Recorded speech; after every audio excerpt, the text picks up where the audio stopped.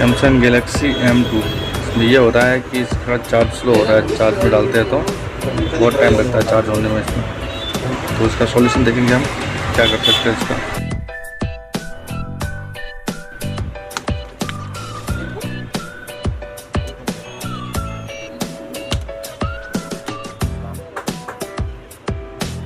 जैसा कि हम देख सकते हैं इसके सॉकेट में जंग लगा हुआ है, तो इसको रिप्लेस करेंगे। अभी MD को 350 पर सेट करेंगे, फिर ये इजीली निकल जाएगा अपने आप।